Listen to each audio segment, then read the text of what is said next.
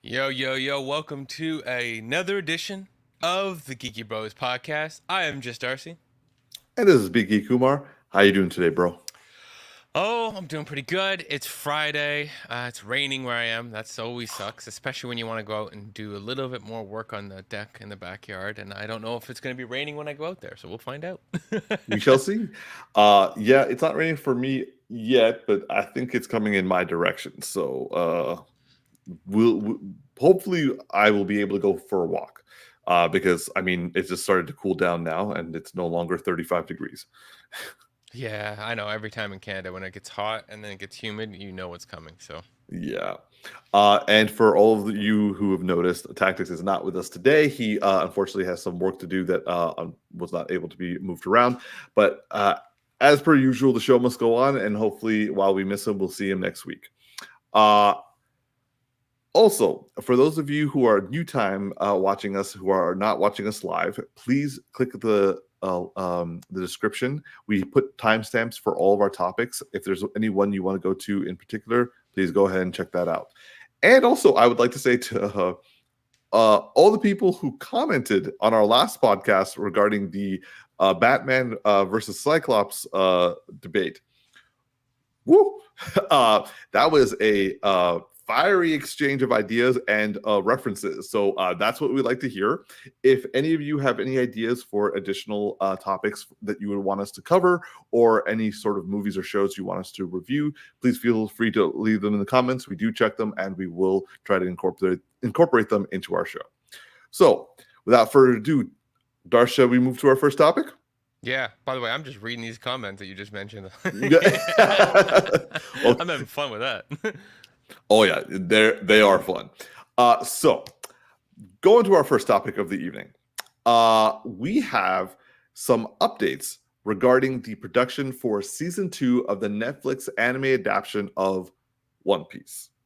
Now, it so happens, the production started this past week. Filming has begun, and also they have casted new people. So, Darce, just out of curiosity, would you be able to take up this because you're our One Piece? I want to say expert at this point because you're what 900 episodes in. Yes, I'm more than 900 episodes. Now that you said that, I gotta put my cred Ooh, out there real quick. yes, So absolutely. I know that you're big on that. So let me see what episode, because I just finished another one today. What episode is next on my thing? Oh, of course. Yeah, 1 second. I opened up the wrong browser and it won't. And it shows like it's like I'm not logged in. The next episode for me to watch is 959, the Rendezvous Port, the Land of Wano Act, Land of Wano Act 3 begins. So yeah, 959. yeah, I'm heading into the big, for anyone who's caught up and all that kind of stuff. I'm heading into getting closer to the fight with Kaido, which is a monumental event. I've already seen I already seen the clips from what happens from it. I know. So, yeah, 959, and I think there's a total of like just over 1100 episodes right now, like 1110 or something like that. I don't remember the exact Wow, number. So I'm nearing like under 200 right now. I think it is. wow, just the journey that has happened. Absolutely. So yeah, I mean, kicking off into what's coming into this next season. I mean, I'm excited to see it, and it's also interesting to go back to the beginning and see, because it's more serious now, but it's not like it's not lost its tone. It's just that the undertones of a lot of the stories are very dark. Yet Yeah. the overtone of the way they deliver is very very serious. And then thinking about the live action, I'm like, how is this show going to evolve? But I'm excited to see the introduction of these characters. So That's only half of the new characters that are going to be coming out in this upcoming season 2. yeah, so Mr. 3 is one of the first like serious villains that they fight that they have a hard time with. Like he's like, so I forget what the last one was, but the guy with the claws that you saw like last season. Mhm. He's one of the ones they have difficulty with, where they have like a longer fight with him. Mr. 3 is one they have a little bit of a longer fight. However, I bet this is going to be 1 to 2 episodes max in that fight Okay. with him. The introduction of Mr. 5. Is that the one I'm thinking of? No, that's Mr. 5, Mr. 9, and Miss Valentine. Yeah, those are interesting characters. Who are the other ones that they announced that they're releasing? Umar, do you remember the names? They have Smoker, Tashigi, Yeah. Wapol, and Dalton. Oh, Wapul. So Smoker is a super like fantastic antagonist, not villain. He's part of the Navy Corp that fights against them, but he's one that's like going after Luffy. But they kind of always have this like reasonable understanding. It's like a man of honor, right? And Right. Luffy does things that he respects. So even though he's always going to hunt him down, in these moments of respect, he always gives like a, if you happen to leave before I turn my back.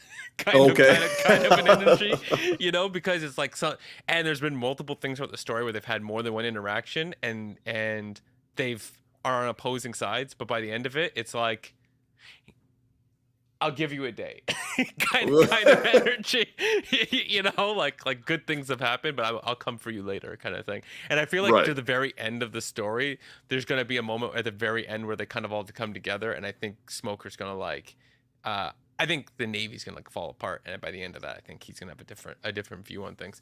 Right. Wapul, that's amazing. Wapol is a villain of absolute despicable means. He is disgusting in every way, but it introduces Chopper. Because you can't have Wapol without Chopper. Wapol is the villain of the island that Chopper is on. And Chopper is going to be an introduction to the cutest member of the Straw Hat crew. He has to be entirely animated because he is... So Chopper is a reindeer the land that they're on, the island is like a snow-based island, very much in the kind of giving you certain odes towards like Santa Claus, but not at the same time. Mm-hmm. And he's a reindeer who happens to eat the human fruit. So remember, all the devil fruits give you different powers. Right. Yeah. So there's a lot of Zoan type where there are humans who take devil fruit and it gives them like an animal like ability, because most people's powers are more simple, like you have like I can make fire, right, which is a very OP power, but like it's like I just make fire, I'm just a person.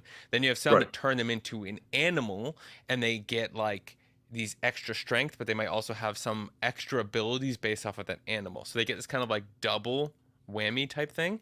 But he's the reverse. He's a animal who gets the power to be more like a human, and he gets like a lot of interesting powers based off of that. He gets to morph his body into different types of structures, so he can be like him normal reindeer. He has this like cutesy little form that he's always in, which everyone thinks he's a raccoon, and everyone calls him raccoon, and he's always calling them an idiot. He's like I'm not a raccoon, you idiot. Like kind of like Rocket. Exactly, but way more adorable than that. he's like a teddy bear, okay, and he acts like a teddy bear. He has one of my favorite things about Chopper, like, and because anyone who's in the comments who watches One Piece knows how loved Chopper is. Chopper is this adorable. So I have to give some little context here. So he has multiple forms. He gets these power forms. He gets like strong. He has like a monster form, like a big human. But the thing about Chopper that's amazing is that he wanted to be a doctor. And so there's this a character who teaches him to be a doctor. There's actually two, but there's one that is the one that Jamie Lee Curtis has. Everyone's been hunting for Jamie Lee Curtis to play. So if they introduce Chopper, maybe we'll get the surprise of Jamie Lee Curtis coming in to play that character, because everybody wants her to play it. And doesn't she want to play it too? There's a different character that she said she loved, so she got asked in the interview, what character do you like love the most or something from anime, and she said Robin, which is another character yet to be introduced into the Straw Hats, but that's not the one that I think she said she wanted to play. But everybody said you should play this doctor. I'm forgetting her name at the moment, but you should play her. and Chopper is her student, right? So like, and Chopper's a Okay. very big character. Chopper's goal is to be the best doctor there ever was in the world, because everybody on Straw Hats always wants to be the best at something. Zoro, the best swordsman. Luffy, the king of pirates, right? The best thief, right? And then Chopper wants to be the best doctor. And one of the cutest things about him is that he can't lie really. And so he has this thing where people will be like, give him a compliment, and he'll be in the animation, he'll be on screen, and he'll be like, oh, you complimenting, that doesn't make me feel happy at all, you idiot. And then his face is like really cutesy, and he's like dancing, and his legs are wiggling across the screen. So he's like, everyone's like, you're obviously happy. Right? But he's trying to pretend like, you're like, no, that doesn't affect me at all. It's like, you're obviously happy, we all can see it. And he's just adorable. So I'm super hyped about Chopper's introduction, plus Chopper's backstory. Super super sad and emotional. Has a really big conclusion. It involves Pink Lotus like blossom, Okay. which is one of the first big emotional moments. So Nami's scene from the first season was the big first emotional moment with remember, with a knife in her shoulder, and Yeah. her backstory. The next big one is going to be Chopper's backstory. That's a big one. So I don't know. Like, if we're getting all the way to Wapul, we're getting to Chopper, and that's what I'm excited for. Introduction to Chopper is monumental. So I have two questions based off what you just said. Firstly, how many story arcs do you think are going to be upcoming based off all of the casting? I'm trying to remember the story arcs at that point. They Because were yeah, fast. They they were were like faster, but they were like 70, 80 episodes long, and I'm in like 140 episode long arc. So, um, let's see. Mr. 3 is I forget exactly what the arc is related to that, but it's completely separate. yeah. And then at this point, to get to Chopper, I'm trying to remember. I think Chopper, does that mean that I think we have to get past the red line, which is a big part. So there's, in the world of this, we start off and we're in the East Blue, and we're Yeah. trying to, and there's the East Blue, North Blue, West Blue, and South Blue, and then there's this like red line, this whole area, Yeah. it's in between, and they're trying to get to this area that's like in between everything, where Luffy can become the king of pirates. And so the idea here is that we would have to get there, and that's already a big event of itself. I feel like it's like 3-4 arcs, but I don't remember exactly to a Okay. degree. Because I mean, last time what was it like? It was like an arc every other episode. Yeah, it was like every 2 episodes was an arc. So like 4 arcs? Yeah, it feels about right. I wonder if we're gonna get to Chopper being fully introduced, or we're gonna get to the end is, oh, Chopper's coming the beginning of next season, like Right. first episode, Chopper's coming in, kind of deal. But yeah, that's super dope, because then we have to also meet what's his name? One Piece. I'm just gonna look up the name. We have to meet Laboon. Laboon. Oh, that's also another adorable character. Laboon's a giant whale. Okay, so my second question then is, of all the cast members that you've seen, and if there are any that you know, there's like, I think like 2 of them that I know, but like out of all the 8 new cast members that they have, do they both look / do you know if they can pull off the role? If it's like if it's a big role? Sorry, are you saying the people who have seen casted, do they look like they can play the roles that they're Yeah, casted for? sorry, that's what I Uh, meant to say. yeah. I mean, everybody. I'm trying to look at like more pictures for more people. If I bring back up the photo that we had here, Yeah. um, Like for number 3, we all know who David Desmalchin is. And he. I mean, one, that man's a chameleon. yeah. So yeah, absolutely agreed that he could pull off Mr. 3. Mr. 5, I always get confused because Mr. 5 looks like a different character in the show, and I was like, Mhm. I'm like, he could pull off Mr. Five, but the other character, I was like, he can't pull off him. Also because he's specifically cast as a very light skinned black guy, and I was like, he's a very dark, and I might also come off a little bit like the aesthetic of the character might be a little bit different, but Mr. Yeah. Five works really really well, and Mr. Five is not a very long-term character. He's just like a single arc Okay. character.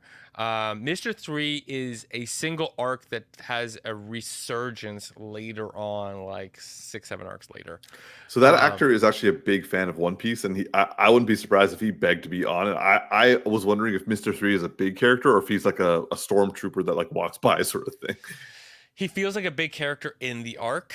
In the larger story, he's smaller, but there's going to be a big arc in the future called Impel Down, and he'll come back into that. And it's kind of fun because in this one, he's like the big bad villain in the moment. And in the future, he's going to be like lesser than Luffy, and he's going to be helping Luffy. And it's just kind of like a Right. funny turn of events. A lot of people who get beat by Luffy, and then later on, their interactions are like completely different. The Mr. Nine I barely remember, and Miss Valentine, I'm trying to remember if that's who I think that is. Miss Valentine, One Piece. Oh my gosh, can you? My autocorrect stop changing on me? It's like I'm trying to type. Thank you. Replace the whole thing with voice actor. Just remove my One Piece Miss Valentine and just replace it with the words voice actor for no reason. Is No, it's not her. Okay, so that's a different character I'm thinking about. I just didn't want to like spoil it by saying the name or getting it completely incorrectly. So yeah, no, because there's so Mr. Nine, Mr. Five, Mr. Three, Miss Valentine, they're all part of I forget the name of it right now, but like a bounty hunter assassin like cult group, and that's why they have these numbers. And there's another character in that group who's an assassin, but really is a completely different and much larger character, and it's kind of like undercover, and it's not her. So yeah. Okay. Would you say, given all of the things, like again, we're like super early days, like they just started production level stuff. Are you still excited to see what's going to happen for season 2? Am I excited for season 2? In general, yeah. Because like in these situations when they're adapting things like as directly as they try to be, are the storylines upcoming in this season based off the casting that they've done? Are these the ones that you really like, or are they just like set up for the stuff you really, really like? The Mr. 3 arc, not my favorite. His power is candle wax, by the way. It doesn't sound that impressive. It's actually, the fight will be more impressive than you think, but it's also not my favorite at the same time. Got it. I don't know. I kind of want to make like a Naruto reference, and it's kind of like when they fought the guy with the sword and the man that has like the mirrors. Oh yeah. Okay, that's in like the first. Yeah. It's kind of like that level of a fight, but not quite as high as that. It's kind of put it in perspective. But yeah, this, I don't know. Like, it's what comes after this that I'm like mostly excited for. Got it. As you can already tell, I'm definitely excited for Chopper to be introduced. All right. Well, we will be keeping a lookout for any more additional updates for the One Piece season 2, and also we all three will be watching it and giving our reviews when it does release. Until then, moving on to our next topic. Now, we were finally given some updates. Like, okay, for those of you who don't know, Henry Cavill has 2 big projects coming out. One of them being the Warhammer TV series that he's working on with Amazon, and the other big one is Highlander remake, reboot, that sort of thing. The first movie with Henry Cavill playing I almost called him Duncan MacLeod. Connor MacLeod. MacLeod. Yes. Because he's basically playing the role that Christopher Lambert played in the very, very first movie. See? Now I chose a perfect poster for that. Actually, yes. So this is going to be directed by Chad Stahelski. For those of you who don't know that name, he's the guy who directed the John Wick movie. John Wick movies. So for anyone who's a fan of action, yeah, that's the guy to go for. So so production seems to have continued and is now going to be underway for January 2025 is when production is going to start. We haven't been able to find out any casting news as of yet, but right now they are like Henry Cavill's in training right now, and they are because Chad Chad Stahelski was a stuntman first, like a stunt coordinator. So he's now moved from that to directing.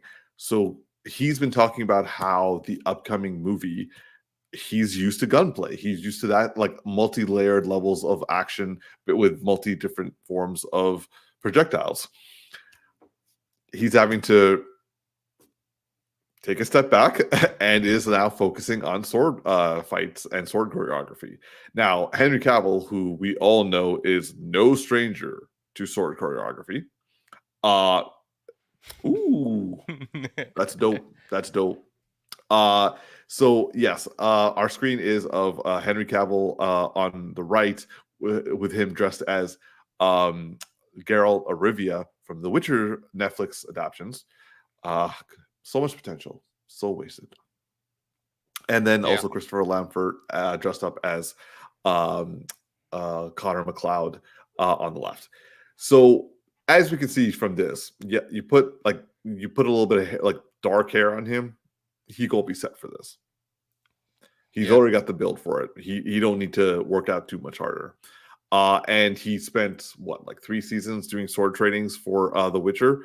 I wouldn't be surprised if we start seeing reviews or like messages later that like Henry Cavill was giving suggestions to Chad on how to do a sword combat scene.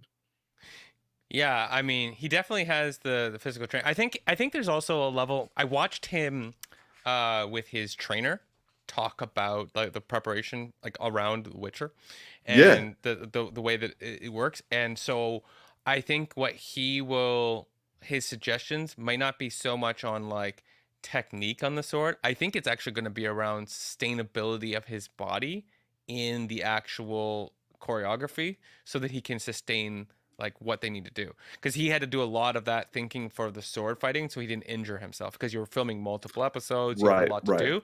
And so I think he would have a really big feedback on like how to orientate certain things so that he can get the most out of it with in reducing injury. I think that'll play a factor, which means that like that you're gonna get like a much more consistent see through the whole thing, because you don't have like moments where you're like injured and then your sword fights become lesser, right? In certain scenes. So yeah, I'm okay. So I will admit that I haven't watched all the Highlander movies. I think I only watched the first 2. I know I saw parts of 3 on the plane once.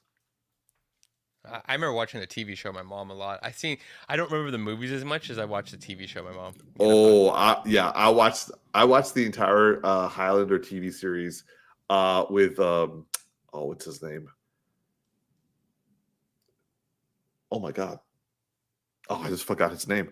Highlander series.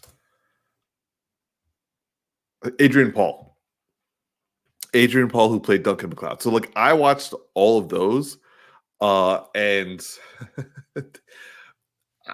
I had a summer where I was by myself. I think they were on every day on like PBS or TBS for me. So I enjoyed watching him take on people, and also like the story to progress somewhat a little bit. But like it was a great 90s show. I tried to watch a couple episodes now. It did not hold up. And then like we seem to have some people who have watched one or more Highlander movies. And Ron R seems to enjoy Highlander. So Ron R, we are going to be giving you something that you would want. Sorry, I brought the wrong one up. Yep. We'll bring that up later. That's Yeah. what I meant to hit. I would say, okay, so I've only seen one Highlander movie, and it was Endgame. So, Darcy, did you ever watch Endgame? I'm thinking of the wrong one. Not Avengers Endgame. That's all I can think of. Honestly, I don't remember. I mean, I probably did, but I don't remember. All I remember is I watched the TV show, and I definitely seen, like, I think one of the movies, because I remember there being two different actors and that kind of deal. And what I always remember about the thing is, like, they kept getting more powerful, but I kind of felt like they kept also buffing that power all the time, because to make it so that this guy's got 1,000,000 souls, this guy's got like 10 souls, but we need them to fight. Endgame had an interesting premise in the fact that like both Connor and Duncan had to like work together to like fight an evil. But as Jimmy says, it dumb. It was like even the fights were bad. Like I was just sitting there, I'm like, you wasted having Adrian Paul get a movie where he actually could get like interesting choreography, and it was a complete waste of time. And yeah, and like I went back and watched the first Highlander, and I was like, wow, this movie miles ahead of this Endgame one, and that was like a late 80s, early 90s movie. So and Chris Tari is like, yes, there can be only one Highlander.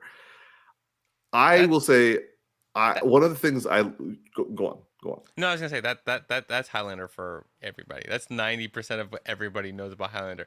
Swords, dudes, there can only be one. That's Highlander. Like in the comments right now, if you agree, let me know you agree, because that's what like we all remember about Highlander. There can only be one.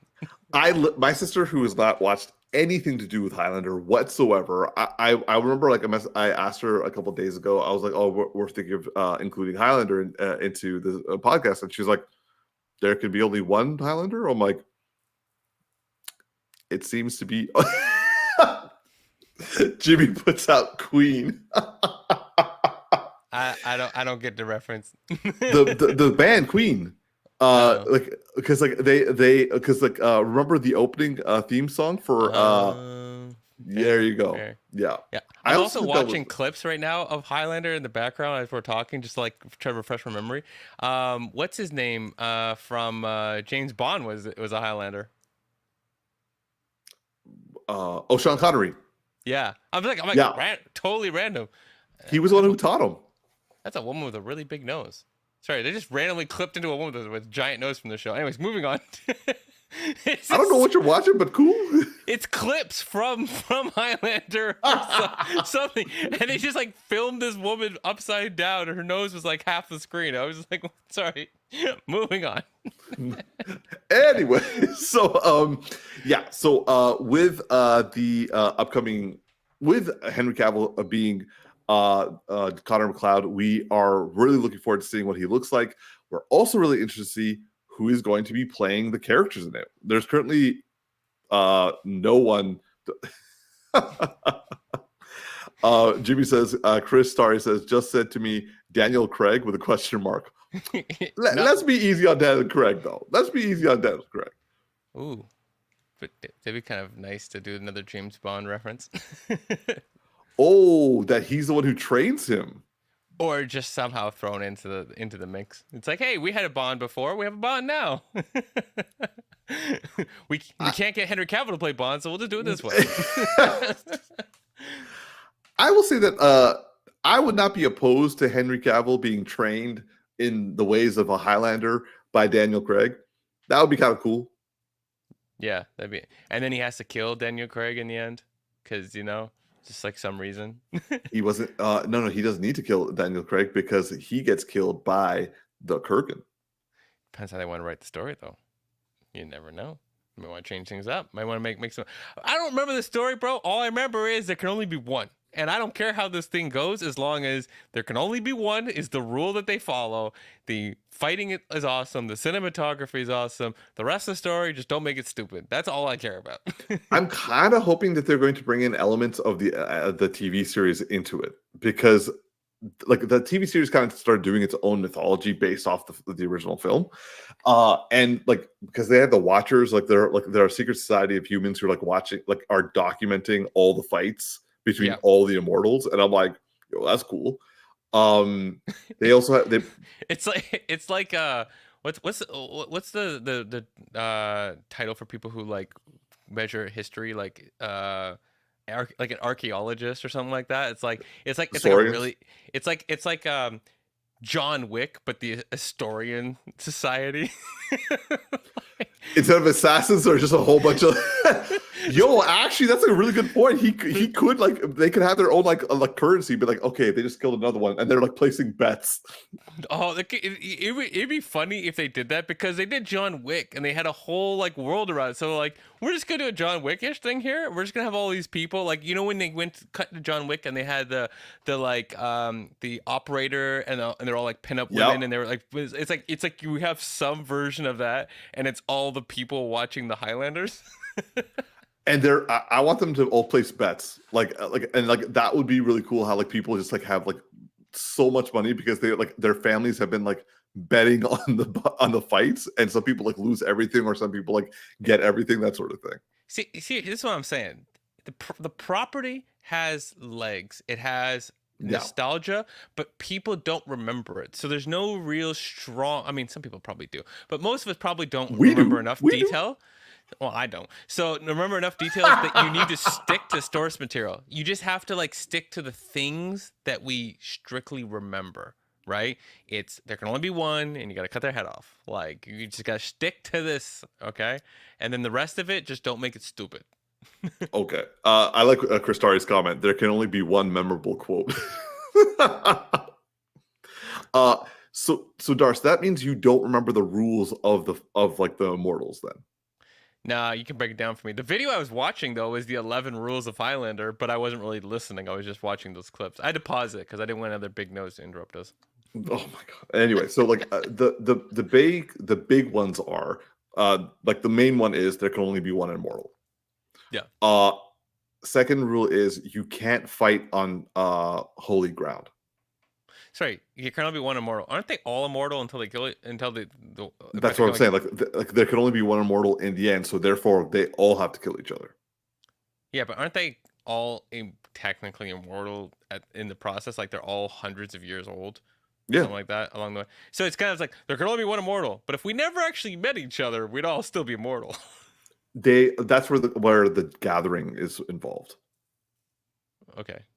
The gathering is like a instinctual need to start congregating in areas, and then that's basically when everyone's like, okay, so the gathering is like when the prize is going to be won, and it's like we all just going to be around each other, and then they're going to start cutting people's heads off. Yeah, I don't know. This feels like a complicated, unnecessary way to force them to kill each other, but technically they could just stay immortal, not see each other. There are people who are power hungry too. Yeah, I agree with that.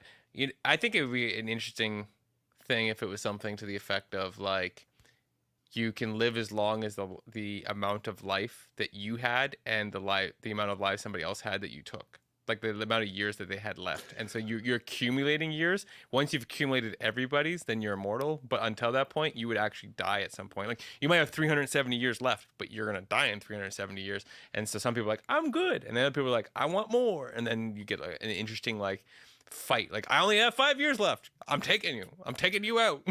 So yeah, because like if I remember correctly, I'm not sure how the quickening works, but either you absorb the power and knowledge of the person that you kill, or you just absorb their power. That's where the whole like, because if we're going to talk about like stereotypes of Highlander being recreated, y'all got it. Like every episode of the animated series of the live action series, he was just standing there and like gyrating in the air while being electrocuted. Like, that's also a staple. Oh yeah. The I mean, let's just go back a frame. Yeah. that That has to be. We have to have electricity in this. There has to be that, like 100%, because this was the '90s live action version of Dragon Ball Z, basically. Yes, I can't. You're not wrong. You're You know, not like wrong. it wasn't, but like it's like I'm watching my It's mom. My in mom has reverse. yeah, but my mom has no idea, and then I see DBZ, and I'm like, that's the same thing. But my mom's never gonna watch DBZ, so it's like, all right, well, she kind of gets it. But the funny thing is, it was like the DBZ thing, but in reverse. In DBZ, they're like charging up for like 3 episodes. In this, the fight's over, and then he's like charging up for like 10 minutes, and you're like, okay, we can skip this now. Let's go around. But they're like, no, we need to start like having sparks being flown and like buildings being hit. And I think I remember like didn't like the Eiffel Tower become like a funnel point and it like wiped out all of the power and so like I don't know, like I hope they do this smart and fun, but now I really want the watchers to be like betters. You know what though? Not just that they're betters, but they almost have to be like, this is gonna sound stupid, but listen to me for a second, okay? It's kind of like Men in Black. 2 guys fight, and then suddenly there's a giant like electric thing that comes down from the like a lightning strike. Nah, we're just gonna ignore that. So it's like they almost need to be like the next day when you cut to the next scene. It's like random electric like testing, blah blah blah blah. Like they're seeing Covering like, it up. Yeah, like news and stuff like that. And so there's like a level of like, because that way you can actually build the world around it and make it interesting, because there was dumb things that happened in modern day. 100%. Like when you're talking like, Celtic times with this stuff, well, there's mythology. People just be like, and they believed in this stuff. When you get to modern day, people aren't gonna believe that this stuff is real. Like that's like the fights are happening and stuff like that. So you're gonna be like, do you want to explain to society what's going on, or do you just want to cover it up? You know what I mean? Well, one of the funny things from the show was like they lived in the city, like they were always in metropolitan cities, but they always found themselves having like a duel in like a middle of a field. I'm like, how far do you guys have to drive out for this duel? I remember a lot of them in buildings, because they definitely had some like in That's warehouses true, or like I remember there was one, because the one I always think of when people say Highlander, the first thing I think of, he fought in like it was like a museum warehouse lofty kind of environment, and I just remember because he was fighting around like there was like the cloth you would have over top of like a sculpture and paintings, and he was fighting in some room with like historic items. So I always think of that one, and it was like, I don't know, it's just like that very old like in the 90s when we had a lot of those warehouse looking type things that also like shows like Batman the animated series, stuff like that, would draw a version that looked like those warehouses, like they were directly inspired from each other. And so I always think of like that when I think of Highlander, the show. When I think of the movie, I think of like Celtic standing in the middle of a field. I honestly feel that it's going to take because the original movie was both back in the Celtic like 600 years ago, and also in the modern day. Yeah. So like I think they're going to do the same thing. They might do something differently. Who knows? But we'll see how things go. Yeah. But nonetheless, I am excited to see this because I don't know why, but like it's just like it's like bringing out the Highlander in me the Highlander fan in me when I was like end of high school, beginning of university, and I had nothing else to do. You know, I've not liked all the Disney reboots as a concept and going from animation live action, but I'm here for all of the like really cool 90s properties that have something nostalgic and catchy about them, but the source material can be changed. The source something material, new to say. Yeah, something new to say, and it doesn't need to like adhere as much to what happened, but there might be a strong message that they might want to get across. Like RoboCop has a great message, right? Like in what it's trying to get across, which is like around corruption and police violence and stuff like that. If you look at the original, I've watched some like documentary videos that talk about like what it was like trying to stand for. I did not enjoy the first RoboCop movie. Jimmy's gonna blow up our comments if he's still watching. Going to be like, "What the fuck's wrong with you?" Because he tried to make me watch it, and I was like, "This is some bullshit." No, but what I'm saying is there's a message in there that they can modernize, especially Right. with like police brutality and stuff that we've had. There's a lot of stuff that you could modernize and make some good premise out of, especially with all the AI stuff happening. Like there's a lot of things you can play up. I'm not promoting that we should do another RoboCop. We've seen what happened when they made that one near my apartment years ago. But but what I'm saying is like you can take certain properties and you can do certain things to them. Highlander's one of those ones where it's like, cool, there's enough here to make it really interesting, play off nostalgia, and make fun with it. Even though it wasn't the entirely greatest film, that recent one with Jake Gyllenhaal was good for some parts of it. Roadhouse.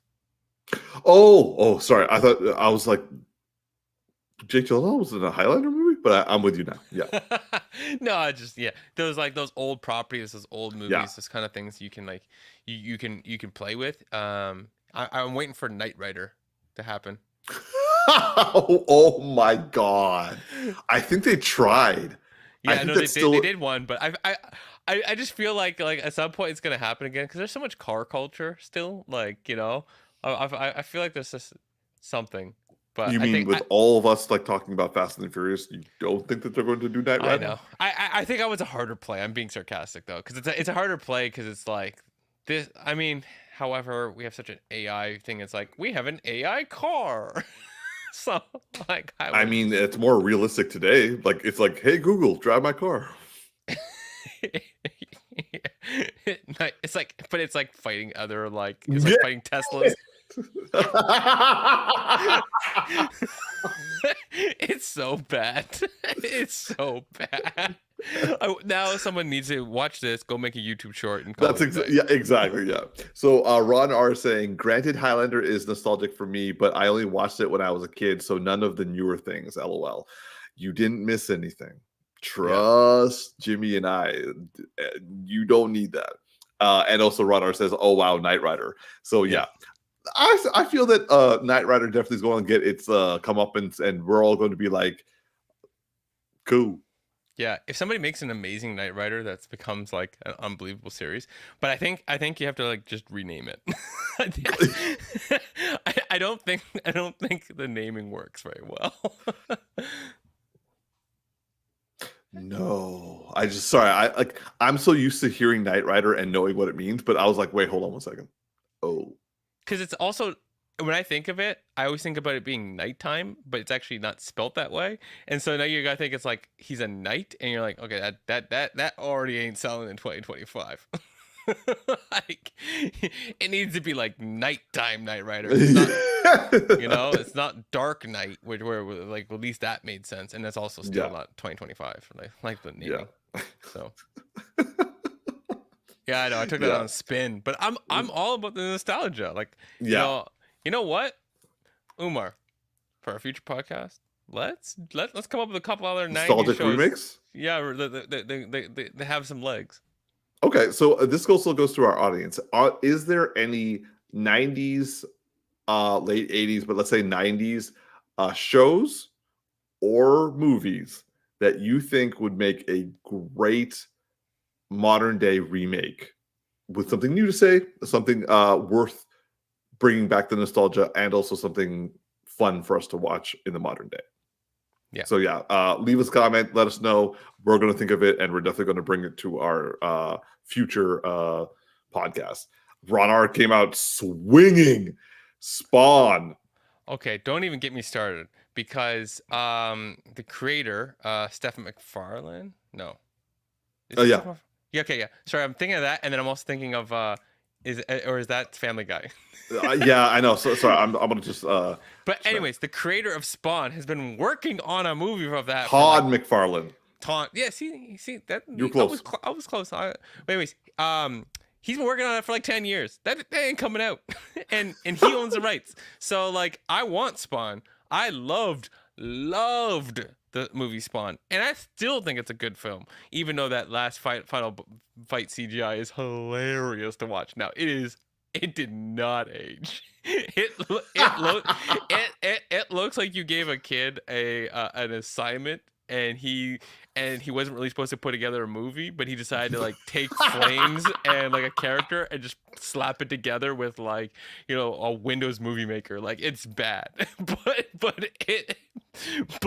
the rest of it is phenomenal. Windows Movie Maker.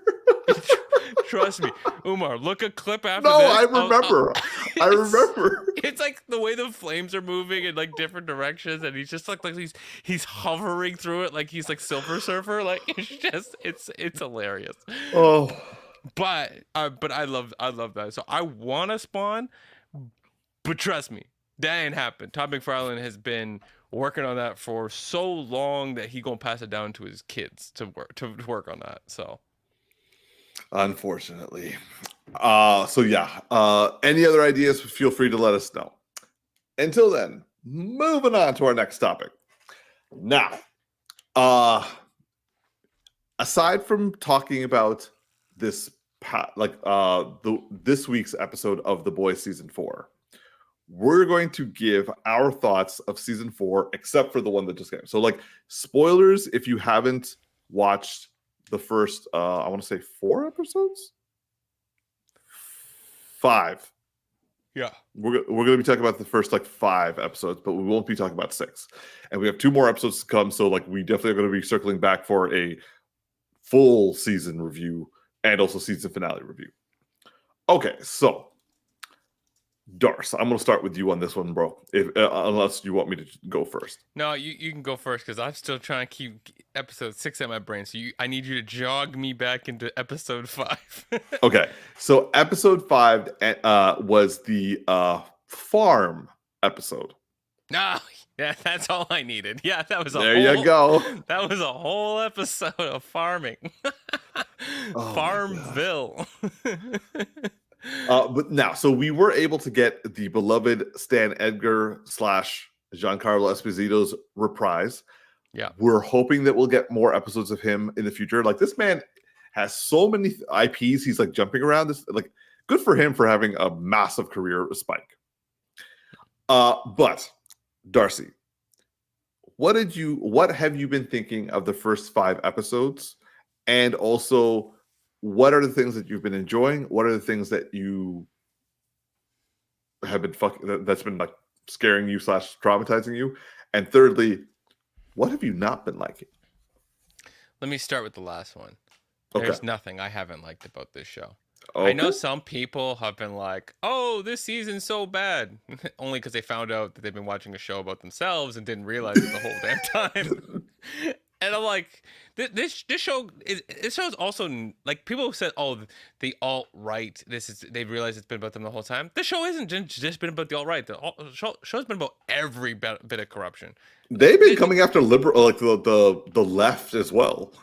They basically just show that everything that's presented well can be a lie. That's it. Like, yeah. Everything can be a lie in the public eye. And everyone's scheming and doing horrible things. For example, Victoria Newman, who is like a villain in the show, she is supposed to be like a spoof on AOC. Yeah, and so like I mean, Sage. The Boys is House of Cards if you had superpowers and everybody was a lot dumber. There's so much dumb. Oh, there's so many dumb people in this show, but realistically dumb. Yeah, one thing I gotta call out. What's her name? The woman on the right in this picture right Firecracker. now. Firecracker. One thing I'd love to find out was that she's actually LGBTQ in real life. Yeah. And she's like, it's so nice for like the reverse of like playing somebody who's completely against. And I just like, I forget how she phrased it, but I was just like, oh, that's I think she said something along the lines of, and I'm paraphrasing, I'm not giving an exact quote, is that like, I think it's a brilliant idea that someone from this community is the one who is going to represent the people who hate us. Yeah. Because we, aside from someone else having to like replicate what is being done online, we've experienced it so we can embody it. Yeah, and it's also like a middle finger to the people Exactly. at the same time. But like you, and I'll say this in a weird way, but like you rarely get a Leonardo DiCaprio who can play the slave master so well that you start to wonder if Leonardo DiCaprio hates black people, even though he grew Yeah. up with black people and loves Yeah. and like is more into black culture than anything. So it's like in this case, it's like it's the next version of that where it's like I know what they do because I'm the victim, so I know. So I'm gonna lean in on everything I've seen.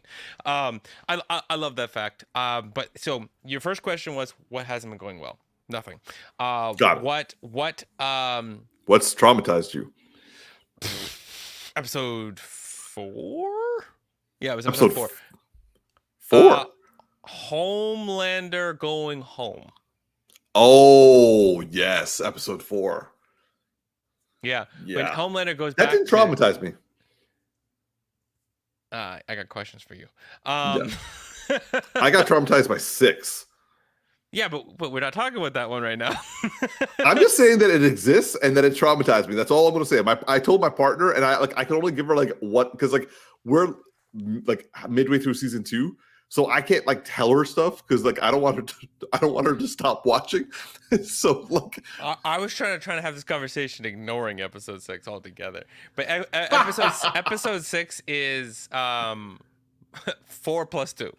Let me put it that. It technically is, but it's 4 plus 2. It's 4 plus 2 more problems.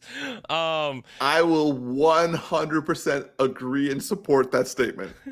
Yeah, but episode 4, it has literally the same fluids of episode 4.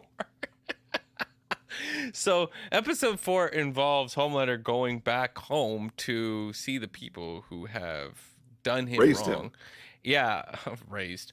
And he kills them and he makes them if Suffer. you've seen Black Mirror, where the first episode where the British Prime Minister has to do a very unsavory deed with a live animal on TV to prove a point. Let's just say that is similar to this episode, but without the animal.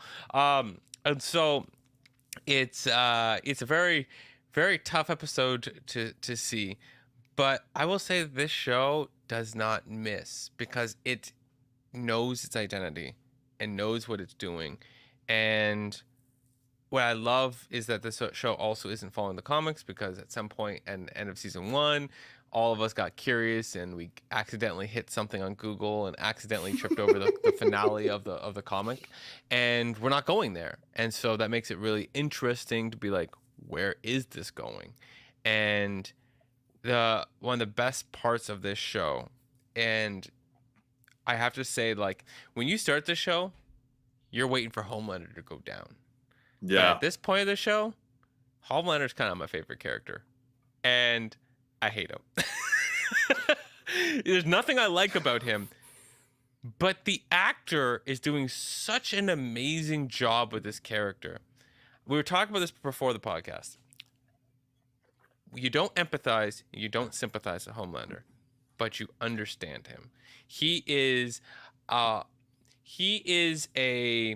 Pandora's box of unresolved childhood trauma with so many unbelievable layers mixed with the power of a god.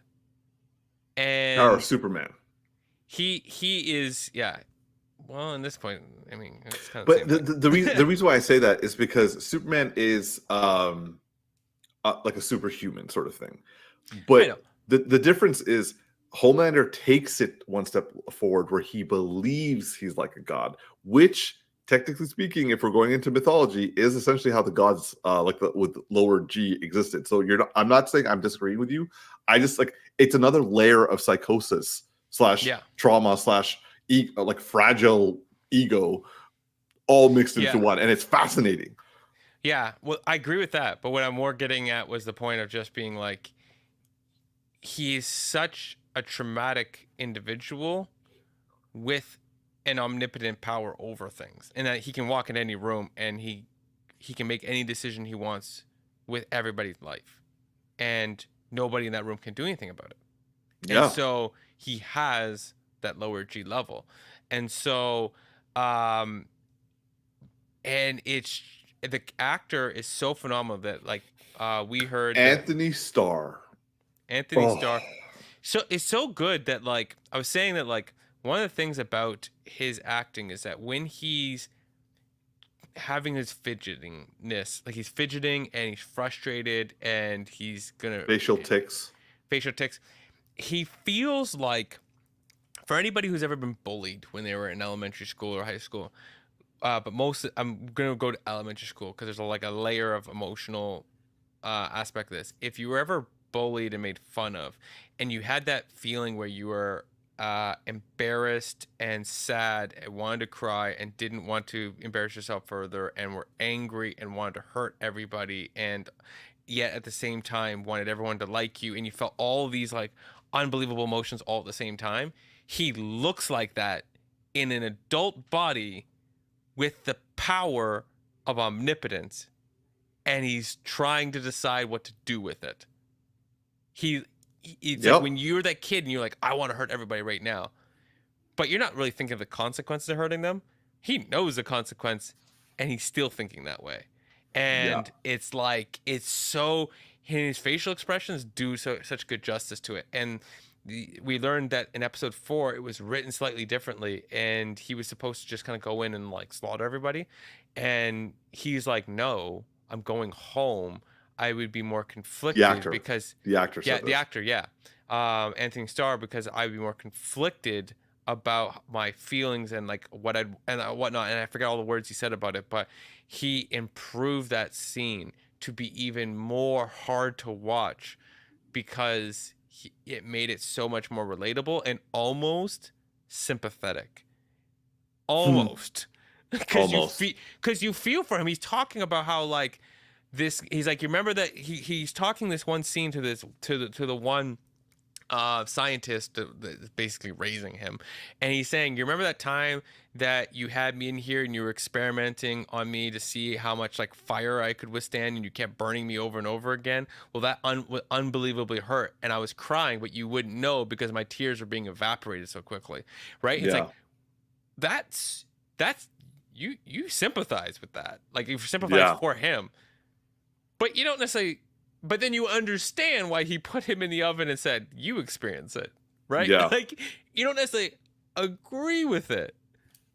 Actually, that was the one when he described that, I was kind of like, you know what? This guy kind of deserves it. Well, no. Set him in the oven. Set him in the oven. I would say I was sympathizing and empathizing with him at that moment, but with the moment where he's like, go in there, or you and your family go in there.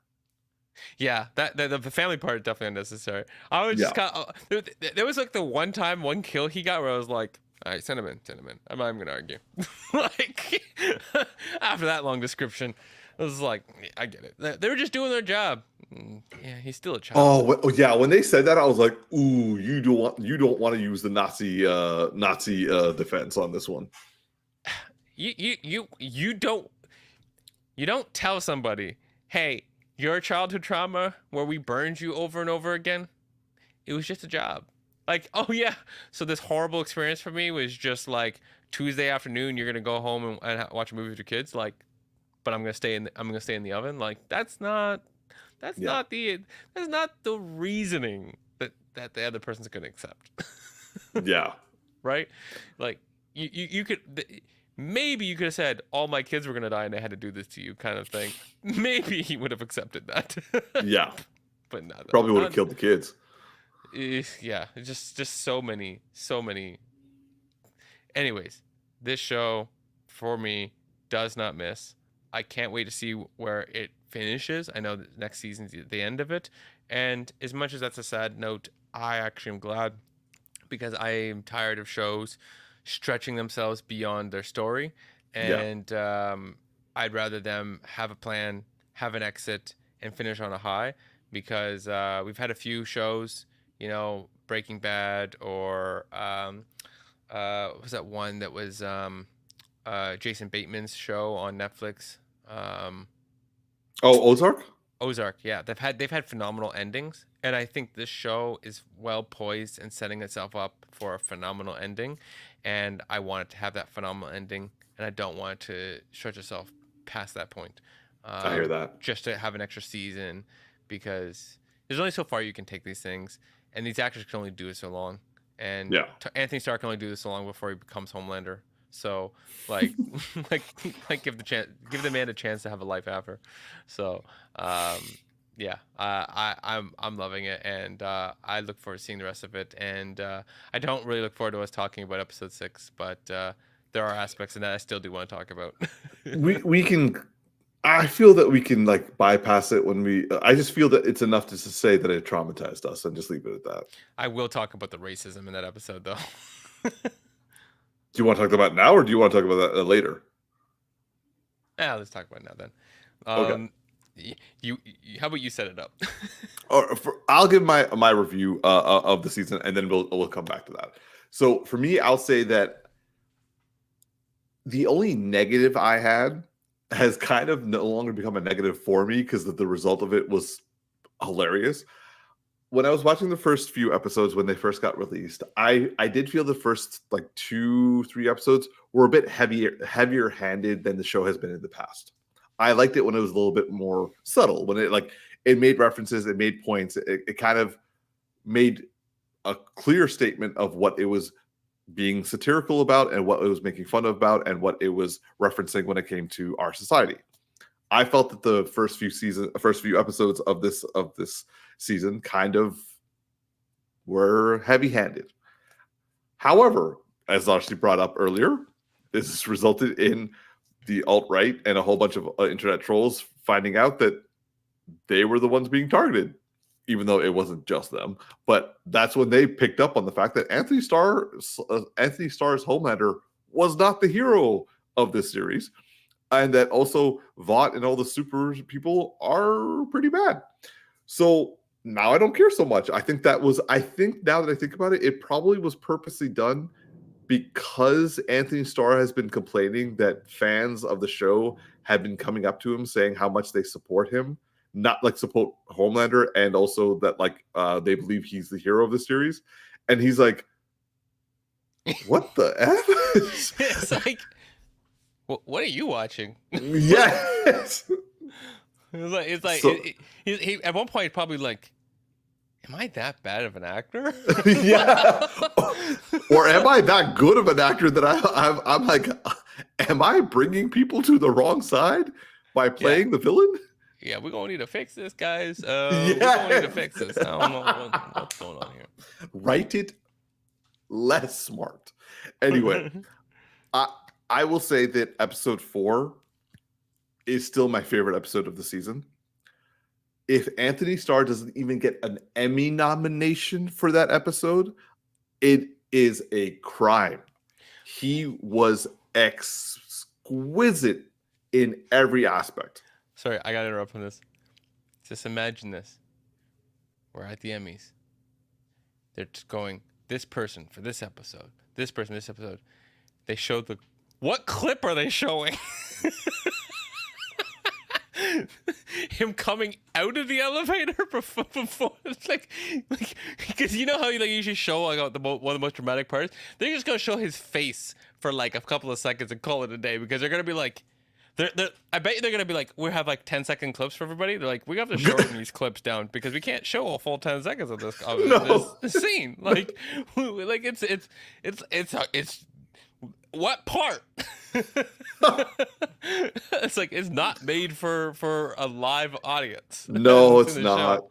They were gonna have to. First of all, they're gonna have to find something that doesn't have as much blood, and also they're gonna find something that doesn't have any swearing. Good luck with that. Yeah, it's gonna be like play the music. Yeah. Turn the volume off. We just like cut the clips. People don't need to know. If they know, they know. Yeah.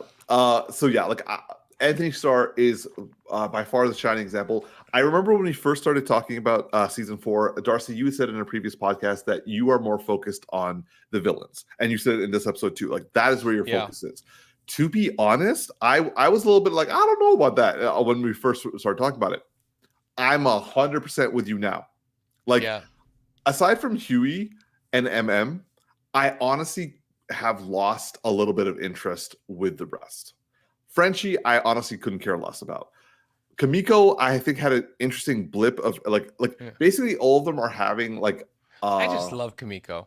I'm a sucker for Kamiko. I'm glad they're giving her more to do. Kamiko's my chopper for this show, but not that that's a strong comparison. But she's just cute. I just think she's cute, and then I just want to see her in scenes. But obviously not scenes that are useless and you just stand around doing nothing. But Yeah. I just like her. So like of all the boys, I'm like you still good.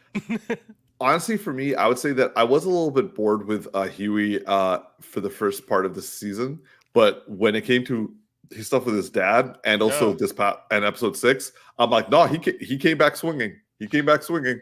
Okay, why you were swinging, bro? Why did you have to use the word swinging? No, I didn't mean like that. I meant like punching, swinging. For those who when you see episode 6, the word swinging will have a very strong reference on 2 levels for you. On No. 2 very strong levels. I'm sorry for making yeah, that reference. Yeah, there's both the comic reference and the very physical reference that you just made there. That episode traumatized me, man. To help you switch off of that, a character I didn't talk anything about, and I absolutely should have, is Sister Sage. That is been an amazing character introduction into this show. This Absolutely. like the most the most intelligent. I almost said talented, but the most intelligent human being on the planet, and she will remind you, human being, not black person, not woman, the most intelligent being on the planet. Yes. But her character is so nuanced, and you said this before. Everyone anticipated that she was going to be like kind of a one-note character, and her character has been complex to the point that like I don't know if she's a hero in disguise or she's potentially worse than Homelander, and I can't figure it out yet. And that's what's genius about her character. So I just hope we get a transition, or you can pick it up from there. I appreciate that. That actually really helped. I will say that Sister Sage, or Sage as I like to call her, is one of the best new additions to the show. I'm just going to follow up on what you said. I don't know if this character is so smart that she's actually messing with our perceptions and not just the people in the show. Like, Yeah. I could see her at the end of the season break the fourth wall and be like, "You guys thought I was on this side, didn't you?" Yeah, a little Deadpool kind of thing, because like 100%. She's smart enough to like find the fourth wall. yeah, it's like so smart, you know that you're on a show. Like, damn. Exactly. And she's playing us the way she's playing the people on the show. Like, that's the level of intelligence and awesomeness. Also, like, I am so glad that they're using her to pretty much bring out the microaggressions that people do against women and about people of color. Yeah, but I also like the layer it adds for her to be on the show with Homelander, because it's power in the reverse. It's like he's not the dumbest person on the planet, but he's nowhere close to the smartest person on the planet. He's deceptively intelligent, though. He's deceptively intelligent, but highly controlled by his emotions, so it gets in the way of his own intelligence. And she's just their energy is yin and yang, because he has the physical prowess far beyond what she has, because she's basically powerless physically, but she's so intelligent that it's the same level of like her physical strength, because I mean, like, she probably has some level of durability that, you know, other than regeneration of her brain and whatnot, she probably has some physical, because all people with V have some level of super strength as a baseline, but her level of intelligence is his level of physical strength, and it balances out. It feels very yin and yang. And someone made a very interesting note that when he went to meet her, he had a respect for her, because he showed up without his costume to not assert dominance over her, and he showed up like a normal person. And even though he definitely did speak to her in ways with many microaggressions, yet it's weird how it almost feels like there's a respect level. It's like Yeah. he's like a weird racist. It's kind of like a racist that it's like you can get along with, you know. You know we're not gonna fully agree, but it's like you respect me and also don't respect me. And I feel like I love that. I'm I've sorry, met a few people like love that so that. far. It's like that's a racist I can get behind. I'm like, what? But I get what you're saying because Well, because it's the way Homelander is, and also how Anthony Starr plays him. Like, for example, like what you're saying about the respect thing, what you like, his ego is in the room. He is trying to assert dominance, but at the same time, he recognizes that it's not going to work. So he, like, for example, he's like, I'm pretty smart too. It's like, right, and he's like smart enough to listen. yeah, that was a great line. That was a great line because it's like you really saw how smart he is in that moment. But so, we were talking about before the podcast about him being like racist and this weird nuance. And I'm gonna make a weird comparison. I've met people in life Yeah. where they clearly have racial biases that affect the way that they view the world and the way they interact with people. And yet sometimes I've met people who've met me and I break some of the expectations and molds. So they interact with me in a way where like, they really like me. But then they also are kind of still have racial biases, and they have kind of both of those happening at the same time. And obviously, I don't agree with them. But it's like this like weird like they like some people and they don't like those people, but they're not like the like Tech-9 we find out he's or Stormfront where we find out like these people, there is zero people that they would ever interact with of races that they oppose. Where Homelander is like he's not really opposed to all of them. He just doesn't he also has his He just biases. thinks he's above them, but yeah. He thinks he's above everybody. He also thinks he's above you for an extra level. But if you also do something he respects, then he just sees you as an anomaly that he respects, and he doesn't. Right. He takes you out of the bucket. Stormfront would never take you out of that bucket. Stormfront would never believe you're more than an animal. Like it's just, and so it's a weird nuance. It's a weird. I see that. It's also this is more reasons why Homelander's character is so damn interesting because nothing is 100% one way or another with him. That includes his interactions with Ryan. Like this season, he's like he has ranged in his different like. Okay, so I will say that the Ryan storyline I thought would drive me insane, but Carl Urban, Anthony Starr, and the kid and the twins who play Ryan, all three of them are giving it their all, and they have a lot of richness. Like when Butcher and Ryan were having their scene together, when they're like playing like ping pong or something, amazing. I loved it. A great way to give an apology and a great way to show that Ryan is like trapped between two dads and both of them are fucked up. And they're both manipulating him. One like is trying to get him to empathize by manipulation. The other one is like trying to turn him into a psychopath. Another storyline, A-Train. I did not know that A-Train could not only like have a redemption arc, but also have me and also the people like and also Huey forgive him. But like when Huey forgave him, I was like, yeah. So much so that I'm like, I like this character now, and I fucking hated A-Trains for the first two seasons. Yeah, but like he is just so interesting now. I love the Toronto reference in episode 6, by the way. Yeah. But like, yeah. So A-Train's redemptive arc is on the level of Jaime Lannister from Game of Thrones. Please, for the love of God, but I know that Amazon will let me down. It's not going to go flop at the end of that because like. Unlike Jaime Lannister, who had a fantastic redemption arc that just went backwards in the last 2 episodes, this looks like it's like a long way coming, and you still don't fully like him, but like you're definitely getting there. Like I don't like him, but I've forgiven him.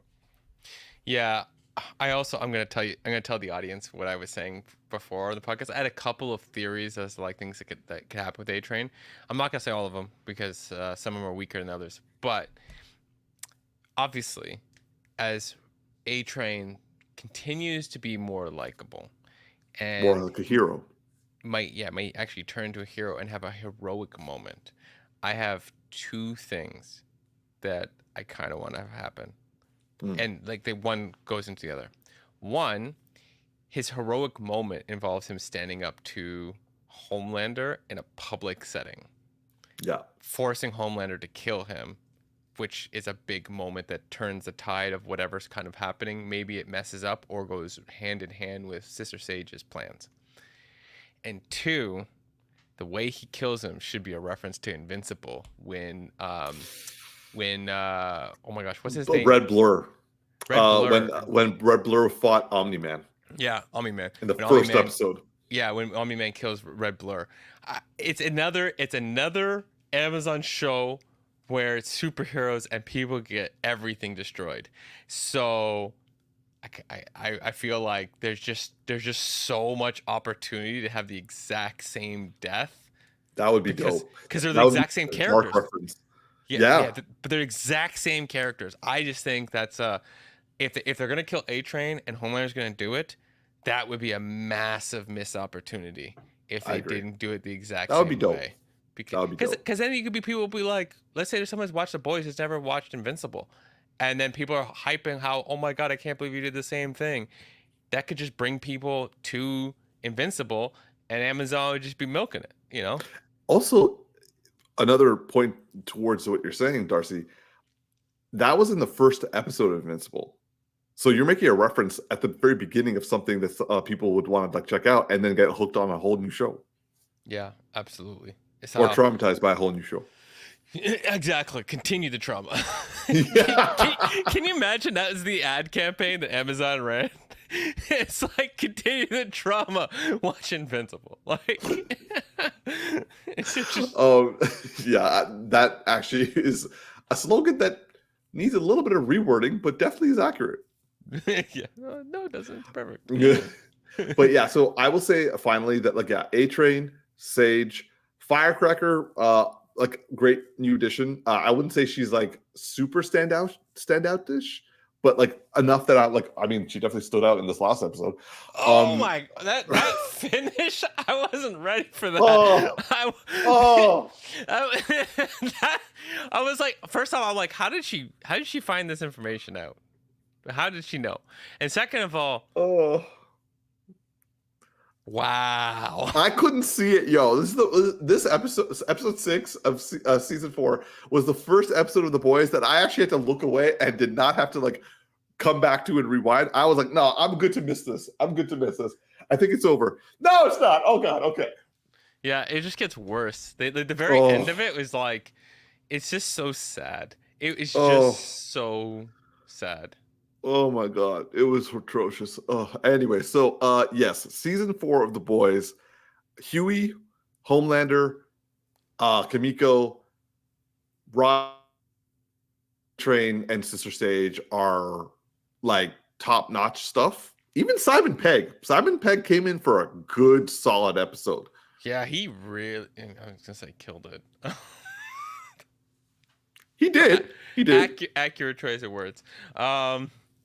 Yeah, no, Simon Pegg, like he's been fun, but this was a standard episode. He just like came out here, he's like, all right, my time to go. I'm just gonna do an amazing acting. I'll show you what I got. 100%. I'm ahead of like that was what everyone hopes. Like any actor would hope to have that much. Like he had range in one episode.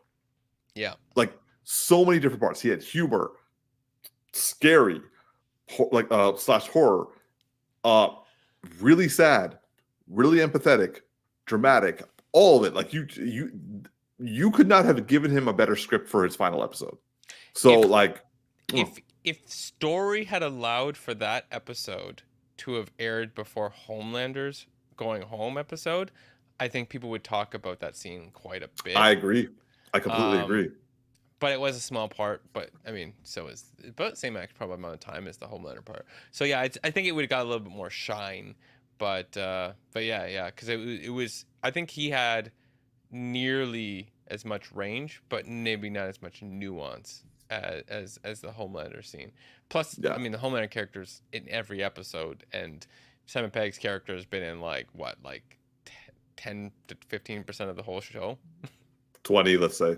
If you include all of his like text messages, but not actually him on the screen, like, so it's really, I don't think 20%. I think that's generous.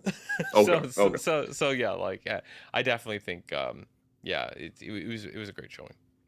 Yeah, so we, the Geeky Bros, are definitely saying that season 4 of The Boys is a must watch. If you want to wait until the whole season's out, sure, but like there is something awesome about watching this and then taking a break to like taking a week to recover from the episode and then see the next one. Because like binging this one's going to be rough. That is a fair point about like you definitely gonna either go down a really dark hole and come out really messed up after too many episodes, or you're gonna watch like 1 to 2 episodes. Don't say dark hole, man.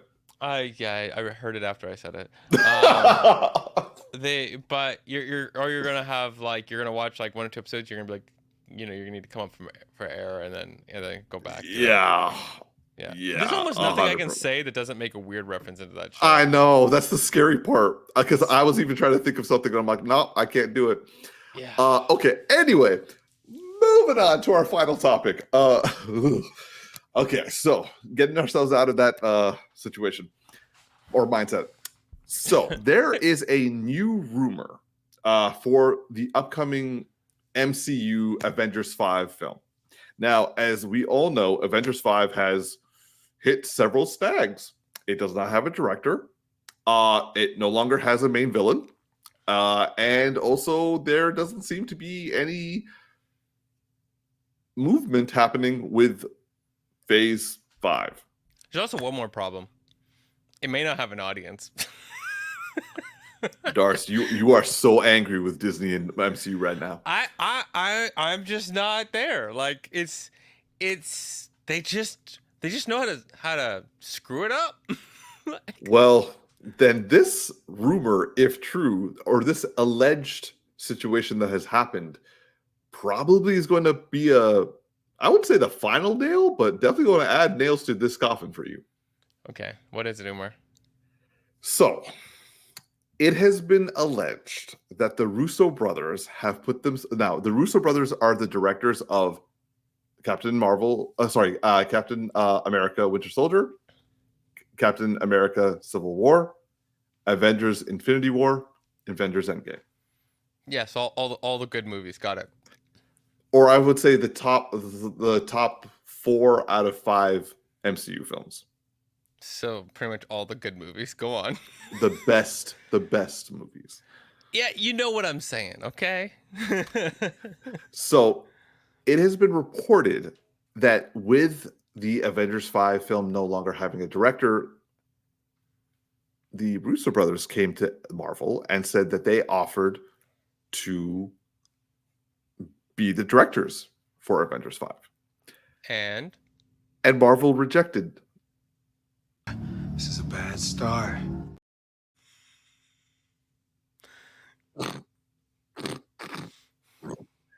I set you up well for that one, but this is not good. No. So you're telling me that the people who would probably gross them the vast majority of the money said, "Hey, I want to do it again." They're like, nah. Yes. We have a better plan. You know what that plan is? We go put something on Disney Plus. You are correct, sir. Because not only did they give them their biggest financial successes, they also gave them their biggest critical acclaim and fan following, which they need for more financial gain. Mm-hmm. And if these rumors are true, the reason why is because the Russo brothers have big budgets in every one of their films. And Marvel did not want to dole out something to that level when they're currently trying to cut costs. Get the fuck out of here!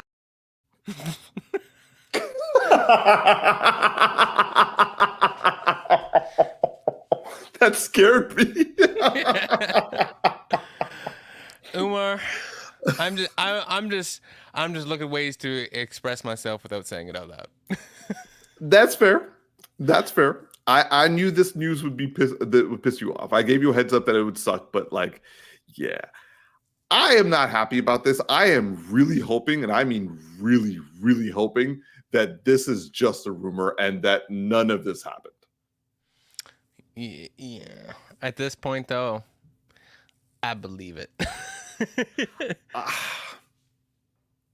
I can't see this happening and making any kind of sense because yes, while the Russo brothers are known for doing big budgets, like I think they did like big budgets for their Netflix movies as well, and also the Amazon show that didn't go anywhere. So I'm not saying that they've like when it comes to their own stuff, they may not have the best track record in terms of like getting money back. This is 4 films with IPs that they can like get more stuff on, that they are able to do good work with, and also use the stuff that has been built before. They have been able to do this. They can do this. They have proven it, both critically and commercially. Sorry, critically and financially. They can do this. I don't see there's a problem with them coming back to fix the problem.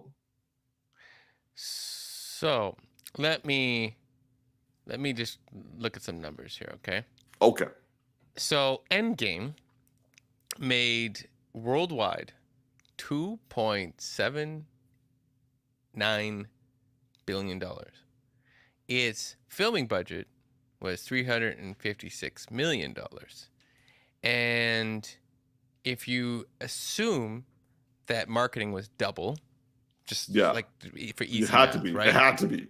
Right? So assume marketing is another $400,000. We're gonna round up this all to $800 million. This movie still made $2 billion. Unless Disney just used all of that money on the wrong things. That's just one of them. So, okay, all right. Well, Endgame, that was a big moment. We're all looking forward to. Okay, all right. Let's look up Captain America Winter Soldier, right? Okay, so let's take a look. Let's look at that one. Okay, so I'm scared. This one. This is their first movie. This is the first movie they made. First one. Okay, let me start in the reverse.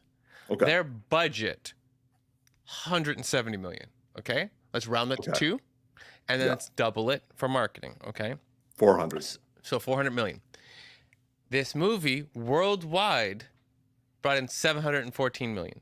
So, arguably saying you made almost 50% of your money, and we rounded up. So we might be literally 50%, gain on your money. Okay. Yeah. What was the other film that they did that wasn't Infinity War? Civil War. Okay, well, we obviously know that was big. I'm like this. I would say Winter Soldier was their lowest, their smallest. Yeah, because it was like the first one. So Civil War budget $250, double that, $500, made $1.15 billion. So we still making like what is that? What is that? Like they almost 700,000. Sorry, 700 million. I meant to say on the profit side. And then since we went all this way, let's look at Infinity War. Okay, budget $257 million and some change. So let's round it up, $300 million. Make it easy numbers. Okay, double it, $600 million. Sold $2 billion. So you made $1.4 billion and you out here complaining. I'm just saying, yeah, they had big budgets, but they always earned it back. And Captain America Winter Soldier was the one that lost you the most. And it was still like at least $300 million, which would be considered pretty good by most standards. It's still a profitable film. Yeah, it might not be 100% return on your money, but it was still good. And so now here's the thing. No one's really watching Marvel that much. People hurt, blah, blah, blah. A big movie's coming, and they go, from the people who brought you Infinity War, Endgame, Civil War. You'd be like, you don't have to mention Captain America or Winter Soldier. Not everyone's seen it. You just say Civil War, Infinity War, Endgame. Oh, shit. Oh, everyone will be like, okay. Literally everyone's response would be like, yeah, okay. All the people who don't really aren't hardcore into the Marvel stuff, but have watched those films, would expect a similar level film, right? It's like from the guy who brought you Batman Begins. He now has a movie called The Dark Knight. Oh, I'm gonna check that out. Yeah, exactly. It's like if I like the first one, I'm probably gonna like the second one. Like, you know, so it's just I need this to be a rumor. I really, really want the Russo brothers to be like, "Yo, we would love to work with Marvel again, but we're busy right now, and we haven't talked schedule yet."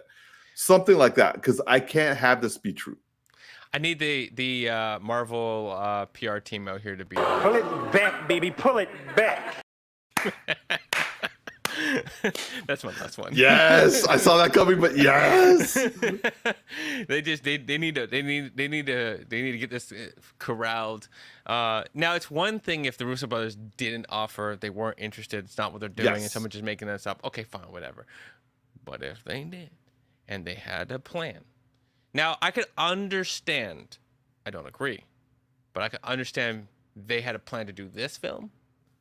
Feige needs to go in this direction, and they're at odds, and Fine. It's going to not work in the long run. Fine. However, nothing's working in the short run, so we're gonna get to the I would say long run. nothing, but like we're not doing well. Bro, when's the last time you've heard me excited about a Marvel property?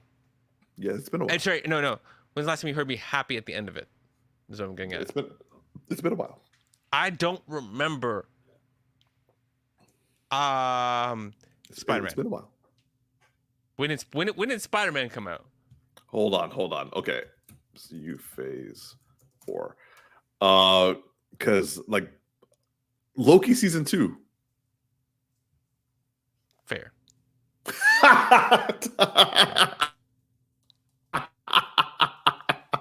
I'm sorry, I don't mean to laugh that hard. Yeah. So yeah, but even still. Okay, all right. Nonetheless, Marvel has not been consistent, and it's definitely been on the lower end, and they've definitely pissed us all off. So if I need this to be a scheduling conflict. I don't need this to be offer from the Russo brothers and rejected from from Marvel, because like then I'm gonna be pissed. Yo, if they got rejected, Gunn, just give a call, okay? Just like, oh my God, can you imagine if they did just the new Justice League? Yeah, well, I don't even want them to like start there. I want them to start with like the same way they did in Marvel. Pick a character, do something grounded, do something epic, right? Because I want them to they do did an my episode favorite. of Green Lantern. Oh, that'd be dope. Because they did my favorite version of Captain America. Like Winter Soldier is my favorite version. My favorite suit. My favorite opening. Like the fact that guy just jumped out of a plane. They're like, oh, he doesn't need a parachute, right? Like, and then he like comes up on the ship. Like he like dolphins his way out of the water into the ship, basically. That highway fight scene, though. Oh my God. Yeah, it's just like they just showed how epic he was, but they made him more grounded at the same time. They didn't like. They made him Superman. They made him what Superman should have been, the Boy Scout in a modern world. Yeah, but like what I'm trying to get at is, well, a lot of times when you go, oh, someone's super powerful, they end up trying to do some CGI fest, and they actually end up making where he's powerful. They showed him fighting on that ship, and it really showed the massive difference of strength he has between him and other people. But then when he fought the Winter Soldier, it became a normal grounded fight of two people that are extremely strong. It'd be like, boom, boom, boom, normal fight. Guy kicks a car across the street. Okay, so you're not normal. Yeah. but when you fight each other, you're at a stalemate. And so it became very interesting to watch. And then everybody else around you, it's like two grown adults fighting and a bunch of children having to play very safe in the room, right? So they don't get like knocked out by everything, right? And so they just did a really good job of making it really, really interesting and exciting to watch. And so I would love them to start there. I don't particularly want them to like take over DC in the same capacity, but have them join. I just, because I want multiple. I want to see where things are going. I wouldn't I wouldn't be opposed if Superman does really well, if Gunn is the one that kind of shepherds the big events, right? Yeah. These big milestones, and has other people play in between. Even if he maybe doesn't direct the big event, but he's very like heavily involved in the big event. I can see like Gunn and these two, the Russo brothers, working on a movie together with them directing and him like scripting with them. That like I can see them gelling very well. Yeah, I just get the impression that Gunn, he works well with people because he's interested in the creation Yeah. and the big story and the human element, and these guys have always brought the human element into those films. Absolutely. And like Guardians of the Galaxy is like the third one is known for all of its emotional moments more than Yeah. it is everything else, and it also has a great oneer, right? But like people are remembering Rocket's emotional moments. People are remembering like the team coming together for Rocket's emotional moments, right? You know, we're remembering like the villain and all the interactions, and then there's the humor, and then there's the big fights, right? And like what movies you have that have all of that. And so I could see, you know, them playing very well into this and being like, okay, we're gonna do something maybe serious and maybe a little more grounded than that. Maybe it's a little less humor, a little more fighting, like whatever. Like I see them doing a lot of really cool things. Yeah. So, you know, I got a lot of hope for DC right now, and Marvel is I don't know. I'm gonna have to show don't tell. That's what I'm saying right now. Yeah. So we will keep, as always, we'll keep our finger on the pulse of what's going on with MCU and also the DCU, and hopefully we'll be getting some good news from MCU because we're getting some good news from DCU, which is both what we wanted, but at the same time sad for MCU. Yeah, I mean, we never really said we wanted one to fall. I mean, some people do, but I don't care for them to fall. I want all good content everywhere. One good on one side pushes the other one to do better good things, right? Exactly. So yeah. All right. Well, that's it for our topics for today. So, Darcy, I'm going to volley it to you for our closing remarks. Well, this has been another edition of the Geeky Bros Podcast, and I can't speak. If you happen to like this episode, hit that like button, drop a comment. If you didn't, also drop a comment because hey, that works for us too. It works either way. We're self-reflective. Yeah, exactly. And if you know, if there can only be one, fight in those comments about it. So this is another edition of Geeky Bros Podcast. I'm just Darcy, and this is Big Geek Umar. Take care, everybody. Have a great weekend and live long and prosper, y'all. See you next week.